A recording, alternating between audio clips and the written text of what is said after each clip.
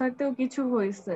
আচ্ছা স্যার কি কি পড়িয়েছে? না আমি প্রথম থেকে শুরু করি, যেহেতু আমি নিচ্ছে, আমি আমার মতো করে পড়াই। আর স্যার যেটুকু পড়িয়েছে সেটুকু তো থাকলোই, ওটাও তোমাদের এক্সট্রা পড়া হলো, ঠিক আছে? আমি জি ম্যাম। যেহেতু প্রথম থেকে শুরু করি, তাহলে কি হবে, একটা ধারাবাহিকতা থাকবে, ঠিক আছে?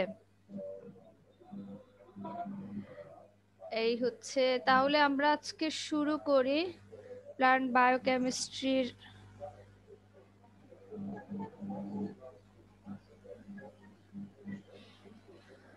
প্রথমে তোমাদের যে টপিকটা আছে সেটা হচ্ছে biota and biomass of soil fractions, এরকম একটা আছে না? সিলেবাস দেখেছো সবাই? জি ম্যাম। সিলেবাসে রয়েছে, তাহলে আমরা একটু দেখে নিব যে এগুলা বায়োটা বায়োমাস কাকে বলে। তোমরা যখন ইন্ট্রোডাক্টরি 1 পড়েছো তখন কিন্তু এগুলো সবই পড়া হয়েছে, যেহেতু এটা আমি পড়িয়েছি এবং আমার কিন্তু এটা মনে আছে যে কি কি পড়ানো হয়েছিল। এবং বায়োটার মধ্যে আজকে যে ক্লাসটা নিব সেটা কিন্তু ফার্স্ট ইয়ারে তোমরা সবই পড়েছো, এটা জাস্ট আবার নতুন করে একটু পড়া, যে ওখানে কি কি আসছে সেটা রিভিশন দেওয়া, তারপরে মেইন ইয়েতে চলে যাবো। এখান থেকেও কিছু হয়তো কোশ্চেন আসে, আমি এখনো দেখিনি কোশ্চেন, যেহেতু আমিও সাবজেক্টটা নতুন করে শুরু করছি, আমি আস্তে আস্তে এগুলো তোমাদেরকে বলে দিব। তাহলে শুরু করি। প্রথমেই আমরা দেখি যে মৃত্তিকা বায়োটা বলতে কি বোঝায়। মৃত্তিকা বায়োটা মৃত্তিকায় বসবাসরত সকল জীবকে সম্মিলিতভাবে মৃত্তিকা বায়োটা বলে। আর বায়োমাস কাকে বলে? একটা নির্দিষ্ট এলাকায় বা নির্দিষ্ট আয়তনে মৃত্তিকায় অবস্থানরত যে বায়োটা আছে তাদের ওজনকেই বলা হয় মৃত্তিকা বায়োমাস। তাহলে বায়োটার মধ্যে কি কি আছে? বিভিন্ন ধরনের ক্ষুদ্র অণুজীব আছে, ব্যাকটেরিয়া, তারপরে ভাইরাস, অ্যাক্টিনোমাইসিটিস, শৈবাল, ছত্রাক, তারপরে এছাড়া কিছু বড় জীবও আছে, যেমন কেঁচো আছে, ছুঁচো আছে, তারপরে সজারু, খরগোশ, এগুলো কিন্তু মাটিতে বসবাস করে এবং এদেরকে সব মিলিয়েই কিন্তু মৃত্তিকা বায়োটা বলে। এবং গাছের যে শিকড় সেটাও কিন্তু বায়োটার একটা অংশ, এবং তাদের একটা নির্দিষ্ট এরিয়ায়, ধরো 1 একর জায়গা বা 1 কিলোমিটার স্কোয়ার জায়গায় যে পরিমাণে জীব থাকে তাদেরকেই, তাদের যে ওজন থাকবে তাকেই বলা হয় বায়োমাস। ঠিক আছে, বোঝা গেছে? জি ম্যাম। ঠিক আছে, এরপরে আসো দেখি যে একটা যদি বনায়ন যদি আমরা চিন্তা করি, সেখানে এই যে ফরেস্ট সয়েলে কি কি অর্গানিজম থাকে, সেখানে ফরেস্ট সয়েলকে আবার দুইটা ভাগে ভাগ করা হচ্ছে, সয়েল ফ্লোরা এবং ফনা। ফ্লোরা এবং ফনা কোনটা কি বলতো? ফ্লোরা কাকে বলে আর ফনা কাকে বলে? মৃত্তিকা উদ্ভিদগুলোকে ফ্লোরা বলে আর প্রাণী সমূহকে ফনা বলে। হ্যাঁ, মৃত্তিকায় বসবাসরত যে সকল প্রাণী আছে তাদেরকে বলা হয় ফনা, আর মৃত্তিকায় বসবাসরত যে সকল উদ্ভিদকুল থাকে তাদেরকে বলা হয় ফ্লোরা। এবং ফ্লোরাকে এখানে দেখো দুইটা ভাগে ভাগ করা হয়েছে, প্ল্যান্ট রুট বা গাছের শিকড়, আর একটা মাইক্রোফ্লোরা। আর সয়েল ফনা বা মৃত্তিকায় বসবাসরত যে জীবগুলো রয়েছে তাদেরকে তাদের আকার অনুসারে আবার তিনটা ভাগে ভাগ করা হয়েছে। প্রথমে মাইক্রো, মেসো আর ম্যাক্রো। ম্যাক্রোটা বড়, মেসোটা মাঝারি সাইজের, আর মাইক্রোফনাটা এর চেয়ে ক্ষুদ্র সাইজের। তাহলে আমরা একটু দেখি যে এই যে ফনা, এদের সাইজ রেঞ্জটা কি হয়। প্রথমে আসো আমরা দেখি ম্যাক্রোফনা কোনটা। ম্যাক্রোফোনা যারা 2 মিলিমিটারের চেয়ে বড় হয়, 2 মিলিমিটার থেকে তার উপরে যারা, তাদেরকে আমরা বলবো ম্যাক্রোফোনা, বা যাদেরকে দেখা যায় যে আমরা চোখে দেখতে পাচ্ছি, বা মাটির উপরে থাকে বা মাটির ভেতরে থাকে, সেরকম কিছু প্রাণী ম্যাক্রোফোনা। এখানে কিছু উদাহরণ দেওয়া আছে, যেমন দেখো খরগোশ আছে, গফার্স আছে, যারা তাদের জীবনের বেশিরভাগ সময়ই মাটিতেই কাটায়। এবং মাটির আর কিছু আছে, যেমন দেখো শামুক আছে, তারপরে কেঁচো আছে, পিঁপড়া আছে, টার্মাইট বা উটচুঙা আছে, মিলিপিডস আছে, উড লাইস আছে, যেগুলো কাঠের মধ্যে থাকে বা গাছের মধ্যে থাকে। তারাও তাদের জীবনের একটা অংশ বা বেশিরভাগ সময় কিন্তু মাটির মধ্যেই কাটায়। তাহলে ম্যাক্রোফোনা এগুলো কিন্তু আমরা যখনই বলছি যে খরগোশ বা হচ্ছে কেঁচো, তারপরে শামুক, তাহলে কিন্তু আমাদের চোখে ভাসছে না, এবং এগুলো কিন্তু একটু বড় সাইজের হয় এবং আমরা কিন্তু সহজেই এদেরকে দেখতে পাচ্ছি, এবং তারা কিন্তু মাটিতে বসবাস করে। এরপরে দেখো কিছু গর্তকারী প্রাণী আছে, যার মধ্যে রয়েছে কেঁচো আছে, পিঁপড়া আছে, মিলিপিডস আছে, এছাড়া সজারু আছে, খরগোশ আছে, তারাও কিন্তু ম্যাক্রোফোনার মধ্যে পড়বে। এরপরে রয়েছে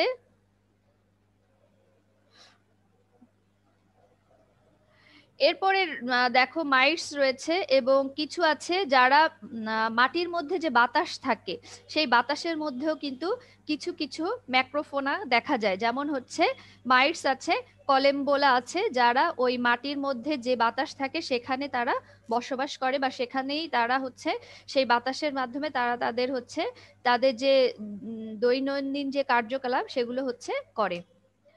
ঠিক আছে, এটা হচ্ছে ম্যাক্রোফোনা। এরপরে আসো আমরা দেখি। আচ্ছা, তোমরা যদি কিছু বুঝতে না পারো আমাকে আবার জিজ্ঞেস করবা, ঠিক আছে? এরপরে আমরা দেখি মেসোফোনা।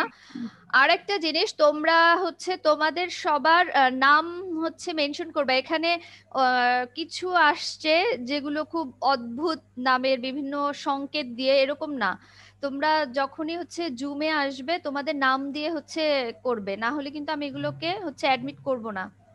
ঠিক আছে, অনেকেই আছে যে অনেক উদ্ভট নাম টাম দিয়ে হচ্ছে জুমের আইডি খোলা, এটা করবা না, ঠিক আছে? নিজের নাম দিয়ে করবা, তাহলে আমি দেখলেও বুঝতে পারি যে কে আসছে কে আসেনি।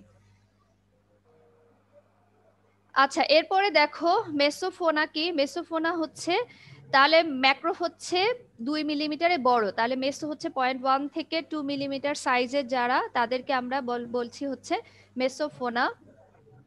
এরপরে যার মধ্যে রয়েছে কিছু আর্থ্রোপড বা সন্ধিপদী প্রাণী, কিছু যেমন হচ্ছে মাইটস রয়েছে। আর্থ্রোপড তো তোমরা হচ্ছে জানো কি কি রয়েছে। আর্থ্রোপডের মধ্যে তেলাপোকা আছে, তারপরে হচ্ছে মাকড়সা আছে, যাদের হচ্ছে সন্ধিপদ থাকে। ফার্স্ট ইয়ারে তোমরা পড়েছো, তারপরে আমরা কিছু ইয়েও দেখবো যে কি কি আছে। তারপরে দেখো এরা হচ্ছে এই যে মেসোফোনা, এরা কিন্তু মাটিতে প্রচুর পরিমাণে থাকে। প্রায় 2 লাখ পরিমাণ আর্থ্রোপড থাকে, যে 1 স্কোয়ার মিটার যদি একটা ঘাসযুক্ত যে জমি, যেখানে হচ্ছে পুরাতন ঘাসযুক্ত জমি এবং যেখানে মানুষের কার্যকলাপ হয়নি বা কৃষিকাজ হয়নি, সেরকম একটা জায়গায় যদি দেখা যায়, তাহলে প্রতি 1 স্কোয়ার মিটার জায়গায় প্রায় 2 লাখ পরিমাণ আর্থ্রোপড পাওয়া যায়। কিছু কিছু আছে না অনেক পা যুক্ত, যেগুলোকে মিলিপিডস বলে, তারপরে সেন্ট্রিপিড আছে, তারপর হচ্ছে তেলাপোকা আছে, উটচুঙ্গা আছে, এরা কিন্তু হচ্ছে আর্থ্রোপড পর্বের প্রাণী। এরপরে রয়েছে কিছু মেসোফোনা আছে যারা হচ্ছে ব্যাকটেরিয়া, ফানজি, অ্যালগি এদেরকে ভক্ষণ করে, অথবা জৈব পদার্থ যেটা থাকে সেই জৈব পদার্থকে ভাঙনেও তারা কি করে, সাহায্য করে।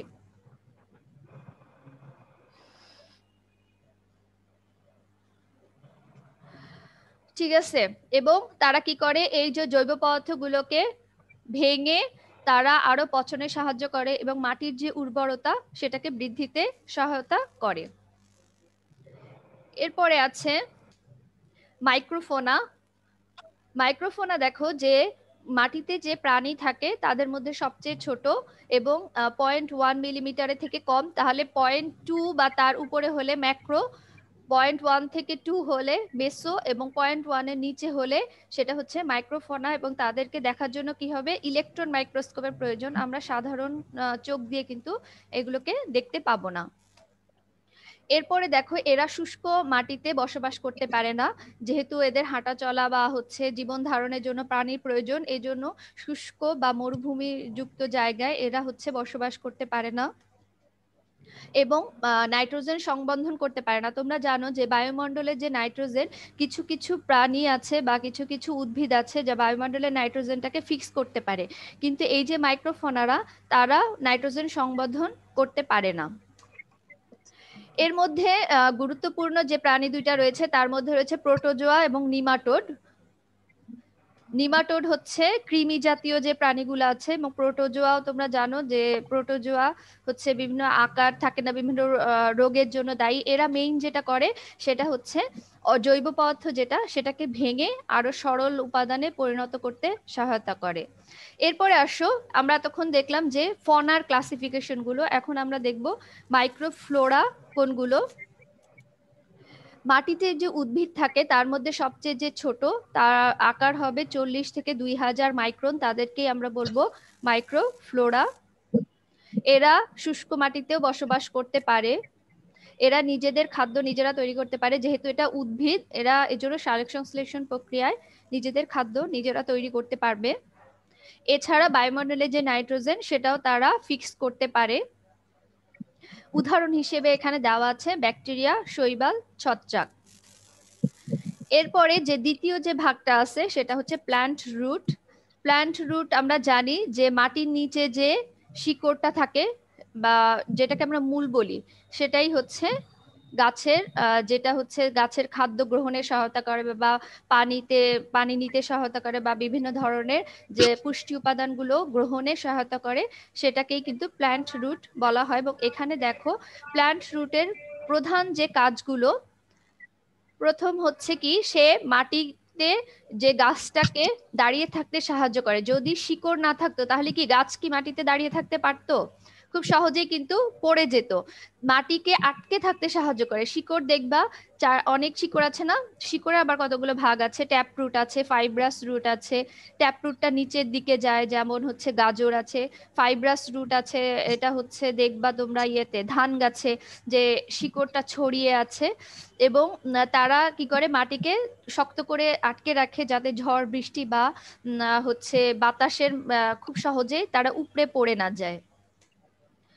এরপরে কি করে তারা, পানিতে যে দ্রবীভূত যে খনিজ পদার্থ থাকে সেখান থেকে তারা কি করে, সেই খাদ্য হিসেবে সেখান থেকে তাদের প্রয়োজনীয় পুষ্টি উপাদানগুলো গ্রহণ করে এবং সেটা আস্তে আস্তে মূল থেকে কাণ্ডে প্রেরণ করে, সেখান থেকে পাতায় যায়, মানে উদ্ভিদের দৈনন্দিন যে শারীরবৃত্তীয় কার্যকলাপ সেটা পূরণ হয়।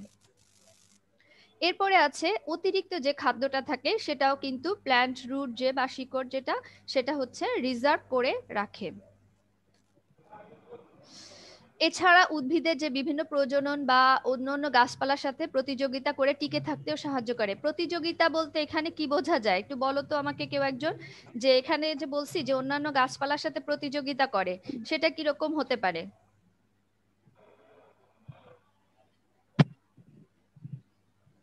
বলো, কেউ একজন বলো।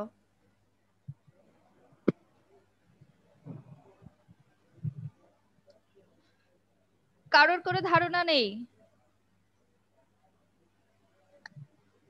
শুধু মানুষের প্রতিযোগিতার কথা। হ্যাঁ বলো। এটা ওই যে অভিযোজনের ক্ষেত্রটা বলা হয়েছে, অভিযোজন। পুরো মানে ব্যাখ্যা করো, না হলে তো আমি বুঝতে পারবো না যে তুমি কি বলতে চাচ্ছো। যেমন কোনো কিছু কোনো জায়গায় টিকতে হলে তাকে অভিযোজিত হইতে হয়, মানে অভিযোজন করা, যেটা অর্থাৎ ওটার সঙ্গে মানিয়ে নেওয়া ওই পরিবেশের সঙ্গে। তো ওইটা কি প্রতিযোগিতা বলা হয়েছে গাছপালার সঙ্গে? এখানে এটাও হতে পারে। আরেকটা আছে, ধরো এক জায়গায় অনেকগুলো গাছ আছে, এখন সব গাছের শিকড়ে কি তাদের খাদ্যের প্রয়োজন এবং তারা কি করবে, বিভিন্ন ধরনের খনিজ পদার্থ পানি থেকে নিবে বা হচ্ছে মাটি থেকে নিবে। তাহলে অন্য গাছের সাথে প্রতিযোগিতা করে যে গাছের শিকড়টা বেশি ছড়িয়ে আছে বা যে গাছের শিকড়টা নিচের দিকে বেশি আছে, সে কি করবে, বেশি অন্যের চেয়ে কিন্তু নিউট্রিয়েন্টটা বেশি নিতে পারবে। কিছু গাছ দেখবা খুবই দুর্বল থাকে, একই একই এরিয়ায় যদি অনেকগুলো গাছ থাকে দেখা যাবে কিছু গাছ খুব সবল থাকে, কিছু গাছ খুব দুর্বল, একটু দুর্বল থাকে। তার মানে কি প্রতিযোগিতা করে, যে এক জায়গায় অনেক গাছ থাকলে তাদের কিন্তু নিউট্রিয়েন্টের জন্য একটা প্রতিযোগিতা শুরু হয়। তখন কিন্তু যে গাছের শিকড়টা বেশি দূর পর্যন্ত বিস্তৃত সে কিন্তু এই সুবিধাটা ভোগ করে যে মাটি থেকে সে নিউট্রিয়েন্টটা নিতে পারবে। এছাড়া কিছু কিছু প্ল্যান্ট রুট আছে, তোমরা জানো যে মাইক্রোরাইজাল অ্যাসোসিয়েশন হয়। থার্ড ইয়ারে তোমরা মনে হয় এটা পড়েছো কিনা আমি ঠিক জানি না, তবে হচ্ছে ফার্স্ট ইয়ারে পড়েছো মাইক্রোরাইজা, একটোমাইক্রোরাইজা, এন্ডোমাইক্রোরাইজা, এটা কি মনে আছে তোমাদের? ছত্রাক শিকড়ে বসবাস করে এবং ছত্রাকের হাইফির মাধ্যমে সেই যে তাদের যে হাইফিগুলো আরো নিচের দিকে চলে যায়, যে রন্ধ্র পরিসরে গাছের শিকড় যেতে পারে না, এবং সেখান থেকেও তারা নিউট্রিয়েন্ট আপটেক করে। তাহলে সেই গাছ অন্য গাছের থেকে কিন্তু বেশি নিউট্রিয়েন্ট পাবে এবং তারা কিন্তু প্রতিযোগিতা করে, মানে খাদ্যের জন্য একটা প্রতিযোগিতা হবে তাদের, এবং যে গাছের শিকড় যত দূর বেশি থাকবে ছড়ানো, সে গাছ কিন্তু তত বেশি সেখানে সহনশীল হবে বা তত বেশি খাদ্যের মাধ্যমে স্বয়ংসম্পূর্ণ হবে। ঠিক আছে, এরপরে দেখো এখানে একটা ছবি আছে, ছবির মধ্যে দেখানো হয়েছে যে ফার্স্ট ট্রপিক্যাল লেভেলে কি থাকে, ফটোসিনথেটিক যে অ্যানিম্যাল গুলো থাকে সেগুলো থাকে। সেকেন্ড লেভেলে থাকে কিছু ডিকম্পোজার, কিছু থাকে প্যাথোজেন, প্যারাসাইট থাকে, রুট ফিডার থাকে। থার্ড লেভেলে থাকে প্রিডেটর, আর ফোর্থ লেভেলে থাকে হাই লেভেলের প্রিডেটর, এবং ফিফথ লেভেলে থাকে প্রিডেটরে, এটাও হাই লেভেলের। এখানে দেখো এটা কি, এটা হচ্ছে ফটোসিনথেটিক করতে পারে, সূর্যের আলোর মাধ্যমে খাদ্য নিজে নিজে তৈরি করতে পারে, এবং সেখান থেকে কিছু ব্যাকটেরিয়া থাকে যারা অর্গানিক ম্যাটারটা ডিকম্পোজ করে, ফাঙ্গি থাকে, নিমাটোড থাকে। এটা হচ্ছে একটা লেভেল। এরপরে উপরের লেভেলে থাকে আর্থ্রোপোড, নিমাটোড, প্রোটোজোয়া। তার উপরে থাকে আবার কিছু আর্থ্রোপোড, মানে আর্থ্রোপোডের মধ্যে আবার কিছু উপরের লেভেলের আর্থ্রোপোড থাকে, এবং সর্বোচ্চ খাদক যেটা সেটা হচ্ছে পাখি, তারপর বিভিন্ন এনিম্যাল, তারপরে মানুষও রয়েছে। ঠিক আছে, এখানে আচ্ছা আরেকটা জিনিস একটু দেখিয়ে দিই।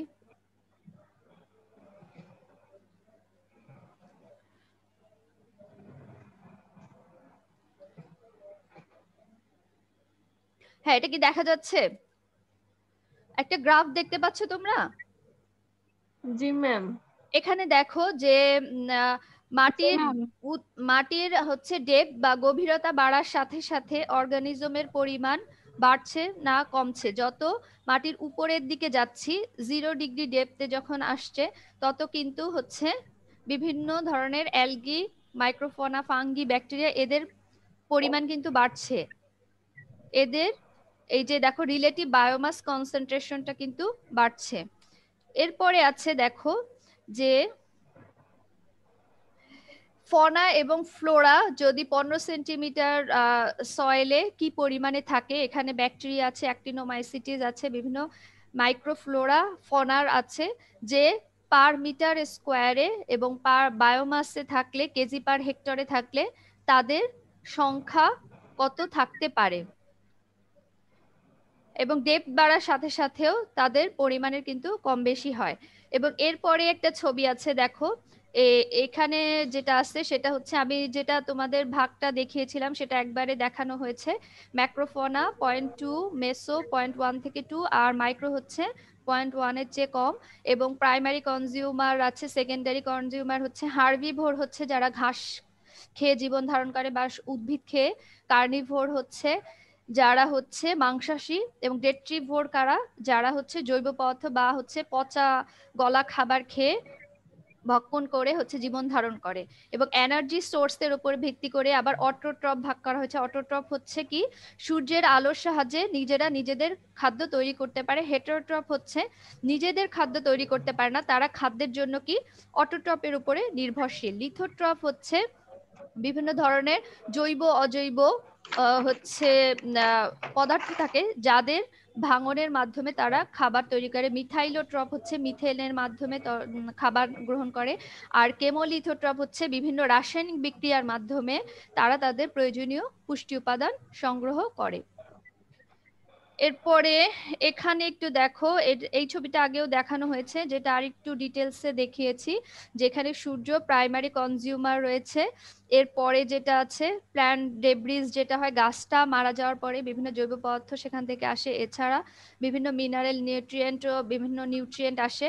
যেমন একটা প্রাণী বা উদ্ভিদ যখন মারা যায় তখন তার শরীরে যে পরিমাণ পুষ্টি উপাদান থাকে সেগুলো কিন্তু বিয়োজিত হয়ে আস্তে আস্তে মাটিতে চলে যায়। ধরো একটা মানুষ যদি মারা যায় তাহলে তার শরীরে বিভিন্ন ধরনের নিউট্রিয়েন্ট থাকে না, আমরা যে পুষ্টি উপাদানগুলো গ্রহণ করছি সেগুলো কিন্তু আমাদের থাকছে। যেমন আমার হাড় যখন ক্ষয় হয়ে যাবে বা হাড় যখন মাটিতে ধ্বংসাবশেষ থাকবে তখন হাড় থেকে কি ক্যালসিয়াম, ফসফরাস এগুলো মাটিতে যোগ হবে না? সেরকম বিভিন্ন মাংস থাকবে, যখন সেখান থেকে প্রোটিন বা সেখান থেকে আস্তে আস্তে ভেঙে নাইট্রোজেন জাতীয় যেগুলো, সেগুলো মাটিতে যোগ হবে, এই পুষ্টি উপাদানগুলো মাটিতে আসবে। এবং সেখান থেকে যে প্রাইমারি কনজিউমার আছে এখানে কিছু, দেখো এখানে মাইটস আছে, আর্থওয়ার্ম আছে, তারপর বিভিন্ন অ্যালগি আছে, নিমাটোড আছে, ফাঙ্গি আছে, তারা হচ্ছে প্রাইমারি কনজিউমার।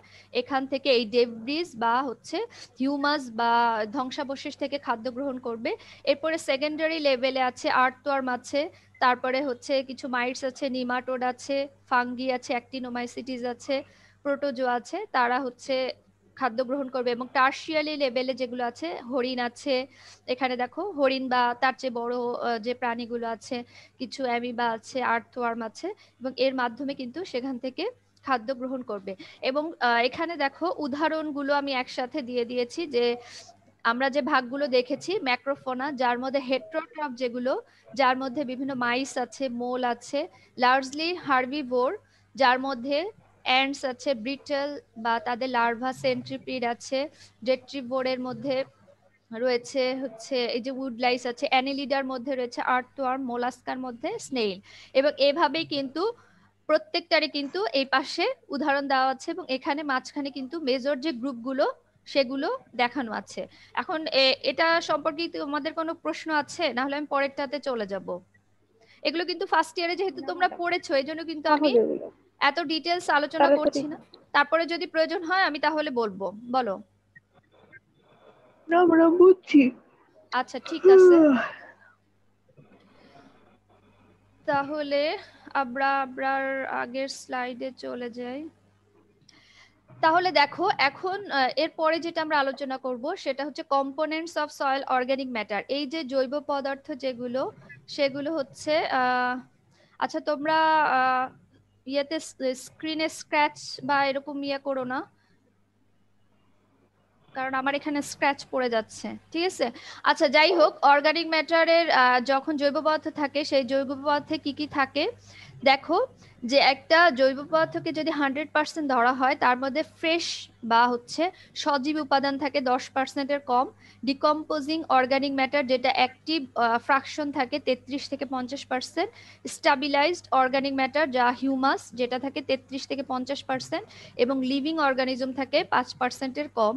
এবং এই সম্পূর্ণটা মিলে হচ্ছে 100% হয়। তার মানে মাটিতে যদি জৈব পদার্থ যোগ করা হয়, তার মধ্যে এই উপাদানগুলো আমরা জানি যে কিছু থাকবে ফ্রেশ, যখন কিছুটা আস্তে আস্তে পচে ডিকম্পোজড হবে, এবং কিছুটা আরো বেশি পচে হচ্ছে হিউমাস বা একটা অর্ধ কালো ধরনের পদার্থ, কালো বাদামি বর্ণের পদার্থ তৈরি হবে।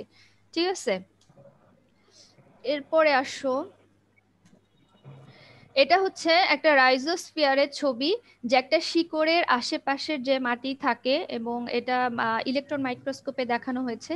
এগুলো হচ্ছে দেখো শিকড়, এবং শিকড়ের আশেপাশে যে রুট গুলো বোঝা যাচ্ছে, এবং তার চারিপাশের যে অঞ্চলটা, সেটাকেই কিন্তু রাইজোস্ফিয়ার বলা হয়।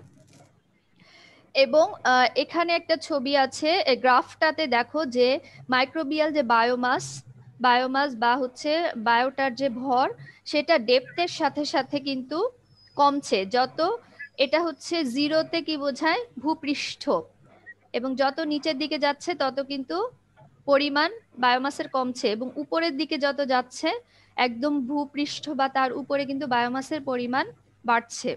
ঠিক আছে, এরপরে আছে দেখো যে বিভিন্ন মৌসুমে বা সিজন চেঞ্জ হওয়ার সাথে সাথে এই যে মাইক্রোবিয়াল অ্যাক্টিভিটি, যে বিভিন্ন ধরনের ব্যাকটেরিয়া, ফাঙ্গাস, অ্যাক্টিনোমাইসিটিস বা অণুজীব, ম্যাক্রোমেসোফোনা থাকে বা ফ্লোরা থাকে, তাদের যে কার্যকলাপ সেটা কিরকম পরিবর্তন হয়। যে এখানে দেখো যে আর্লি সামারে বা যখন একটু গরম আসতে শুরু করে, তখনই কিন্তু তাদের কার্যকলাপটা সবচেয়ে বেশি হয়, এবং কমে যায় হচ্ছে লেট সামারে। এবং যখন ফ্রস্ট বা হচ্ছে তুষারপাত হয়, তখন কিন্তু তাদের অ্যাক্টিভিটিটা সবচেয়ে কম থাকে। তার মানে যখন এই ছবি থেকে একটা জিনিসই বোঝা যায় যে যখন একটা হেমন্তকাল আমরা যেটা বলি, যে খুব বেশি গরমও না খুব ঠান্ডাও না, একটা নাতিশীতোষ্ণ সময় থাকে, তখনই কিন্তু মানুষ যেমন কমফোর্টেবল থাকে, এই যে ব্যাকটেরিয়া বা ফাঙ্গাসের যে অ্যাক্টিভিটি, তাদের অ্যাক্টিভিটি বা তাদের কার্যকলাপটা কিন্তু এই সময় বাড়ে। তার মানে তারাও একটা কমফোর্টেবল জোনে থাকে। ঠিক আছে, এরপরে দেখো যে 4 ধরনের ইকোসিস্টেম এখানে দেখানো হয়েছে। পাইন ফরেস্ট দেখানো হয়েছে, তারপরে শর্ট গ্রাস দেখানো হচ্ছে, পেইরি, তারপরে হচ্ছে এমন একটা কৃষি জমি যেখানে টিলেস করা হয় না, আরেকটাই হচ্ছে কনভেনশনাল টিলেস করা হয়েছে, এবং সেখানে ব্যাকটেরিয়া, ফাঙ্গাস, প্রোটোজোয়া, নিমাটোডা, আর্থ্রোপোড এবং হচ্ছে আর্থওয়ার্মের পরিমাণের কিরকম পরিবর্তন হয়েছে।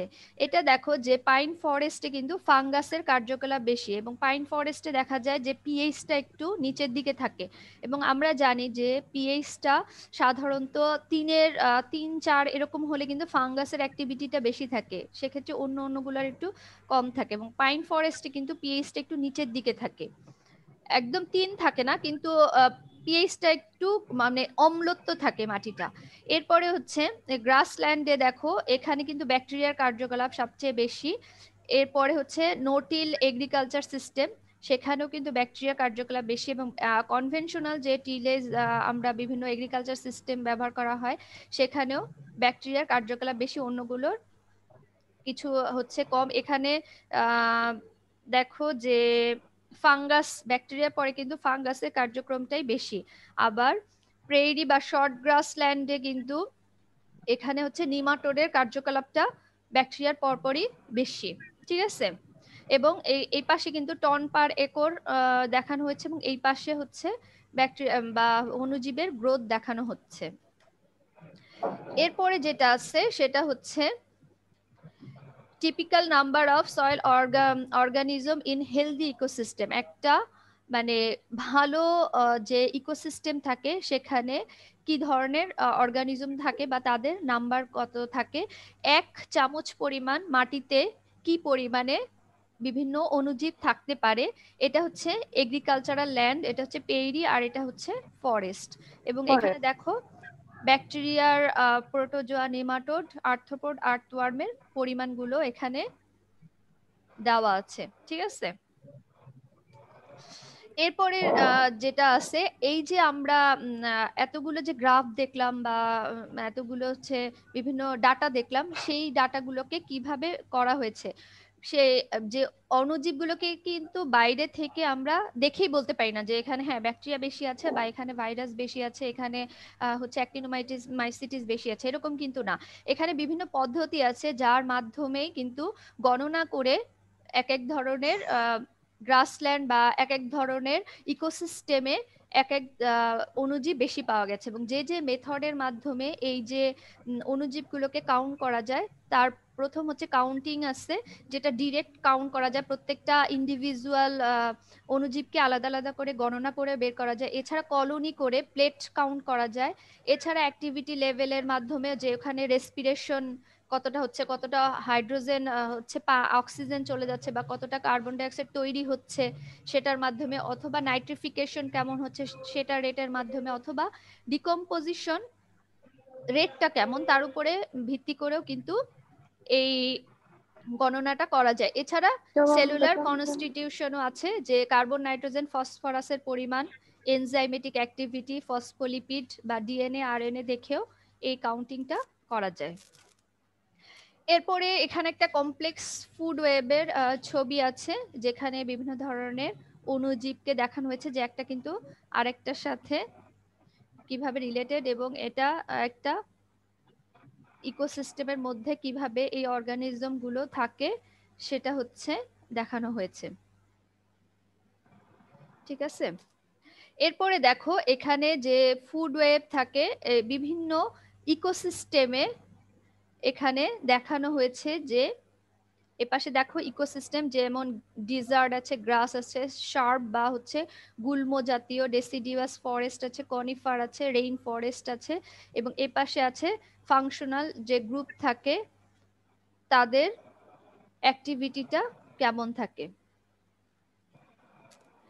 এরপরে দেখো যে যদি কোনো মাটিতে এক ধরনের অণুজীব থাকে সেই অণুজীবের কার্যকলাপের ফলে মাটিতে বায়োমাসের পরিমাণ কেমন থাকে, এবং দুই ধরনের যদি অণুজীব থাকে তাহলে মাটিতে বায়োমাসের পরিমাণ কেমন থাকে সেটা এখানে দেখানো হয়েছে। এই যে দেখো, effect of bacterial and bacterial feeding nematodes on blue grama grass growth. এখানে হচ্ছে এক ধরনের গ্রাসল্যান্ডকে দেখানো হয়েছে। প্রথমে হচ্ছে স্টেরাইল সয়েল, যেখানে কোনো ধরনের অণুজীব নেই, দ্বিতীয়তে শুধু ব্যাকটেরিয়া আছে, এবং তৃতীয়তে ব্যাকটেরিয়া এবং নেমাটোড আছে, এবং এখানে বায়োমাসের পরিমাণ কিন্তু বেশি।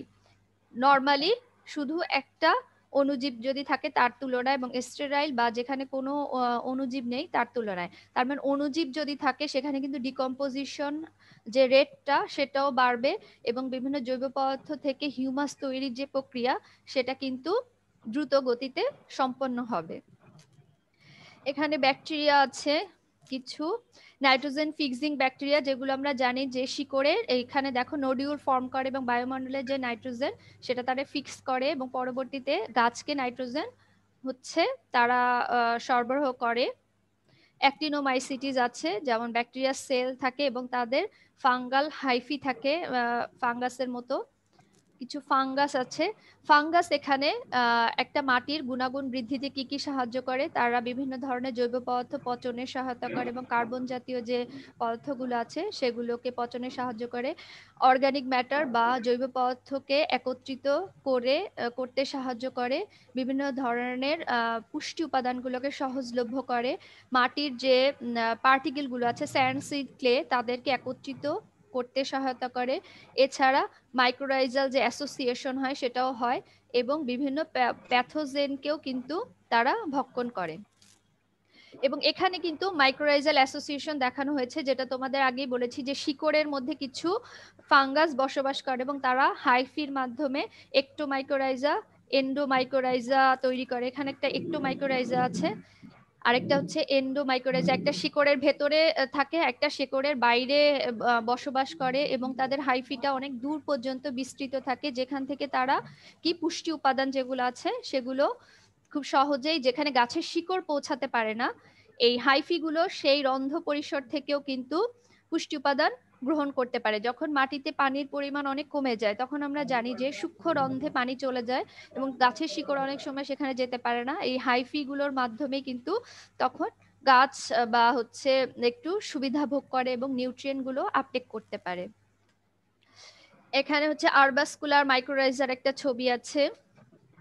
এখানে একটা মাশরুম আছে যার ফ্রুটিং বডি দেখানো হচ্ছে। মাশরুম যেটা আমরা খাই উপরে, তোমরা সবাই জানো মাশরুম দেখেছো, উপরের যে অংশটা এটাকে ফ্রুটিং বডি বলে।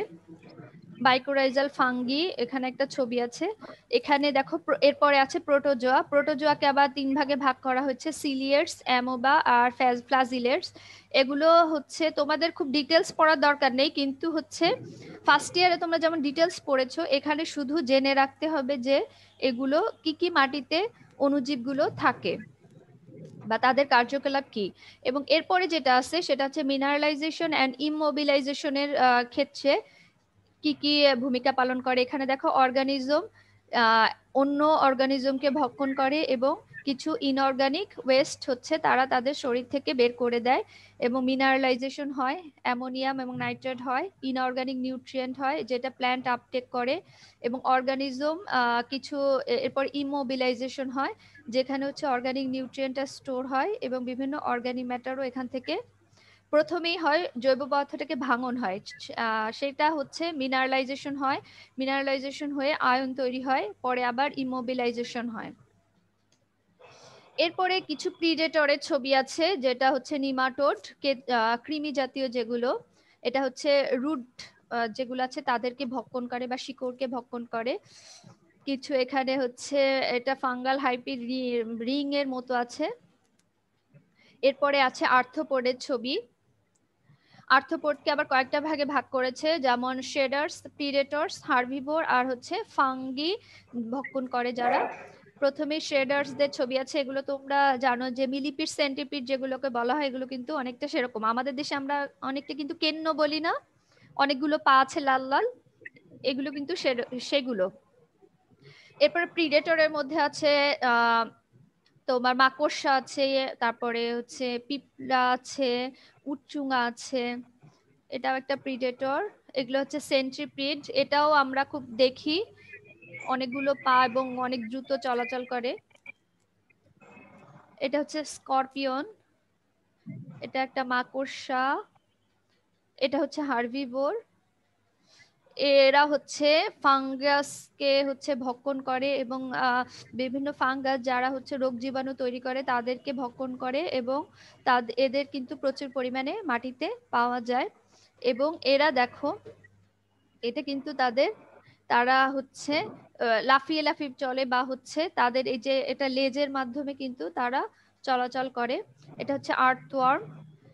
এরপরে আর্থওয়ার্মের এখানে দেখো, এই ছবিটার মাধ্যমে দেখা যাচ্ছে যে আর্থওয়ার্ম যখন উপর থেকে নিচে আসে তখন কি করে, নিচ থেকে মাটিটা উপরে নিয়ে যায়, উপর থেকে মাটিটা নিচে নিয়ে যায়, এবং সেখানে কিন্তু রন্ধ্র পরিসর তৈরি হয়, এবং সেই রন্ধ্র পরিসর থেকে পরবর্তীকালে বাতাস বা পানি চলাচল করে, যেটা ডান সাইডের ছবিতে দেখানো হয়েছে, এবং বাম সাইডের যে ছবিটা সেখানে দেখানো হচ্ছে যে এটা আর্থওয়ার্মে চলাচলের একটা পথ। এবং আর্থওয়ার্ম যখন মাটির উপরে ওঠে তখন দেখবা যে ছোট ছোট গোল গোল বলের মতো দেখা যায়, এবং তারা কি করে, মাটিটা ভক্ষণ করে, তাদের শরীরে যে এনজাইম থাকে বা হচ্ছে বিভিন্ন অ্যাক্টিভিটি, সেগুলো হচ্ছে মুখ থেকে আবার বের করে দেয়, এবং সেগুলো এরকম গোল গোল থাকে যেগুলো মাটির উর্বরতা বৃদ্ধিতে সহায়তা করে।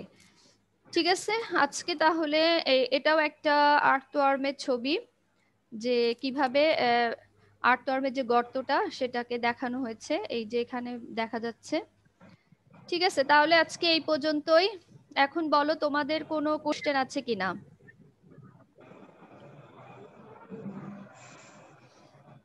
তাহলে আজকে আমরা যে জিনিসগুলো পড়লাম, প্রথমেই আমরা পড়লাম মৃত্তিকা বায়োটা কি, বায়োমাস কি, মৃত্তিকা বায়োটার মধ্যে যে প্রাণী থাকে তাদের ভাগ দেখলাম, ম্যাক্রোফোনা, মেসোফোনা, মাইক্রোফোনা এগুলো, তারপরে প্ল্যান্ট রুট, মাইক্রোফ্লোরা, এবং তাদের কাজ কি সেটা দেখলাম, এবং মাটিতে যে জৈব পদার্থ থাকে তার কি কি উপাদান থাকে, এবং বিভিন্ন মাটিতে এই অণুজীবের পরিমাণ বাড়ে না কমে সেটাও আমরা হচ্ছে দেখেছি।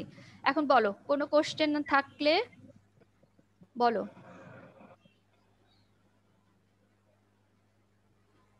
কোনো কোশ্চেন আছে না, বোঝা গেছে? এগুলো অবশ্য তোমাদের আগেই পড়া, এই জন্য আজকে একটু দ্রুতই পড়িয়েছি।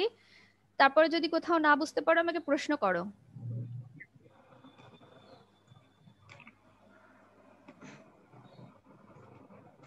আছে কোনো, কোথাও বুঝতে পারোনি এরকম আছে? না ম্যাম, বুঝছি। না ম্যাম। ঠিক আছে, আজকে তাহলে এই পর্যন্ত। এর পরের দিন আমরা আলোচনা করব হচ্ছে ক্যাটালিস্ট নিয়ে। আর ঈদে পূজার ছুটির পরে মনে হয় আর ক্লাস হবে, তোমাদের রুটিনটা একটু দেখে নিও। পূজার ছুটির পরে যে শনিবার থাকবে 31 তারিখ, ওই দিন আবার ক্লাস হবে। আমি আর আইডি পাসওয়ার্ড দিব না, একই থাকবে। তোমরা 10টার ক্লাসে চলে আসবে 31 তারিখে, ঠিক আছে? জি ম্যাম। আচ্ছা, তাহলে আজকে এই পর্যন্তই।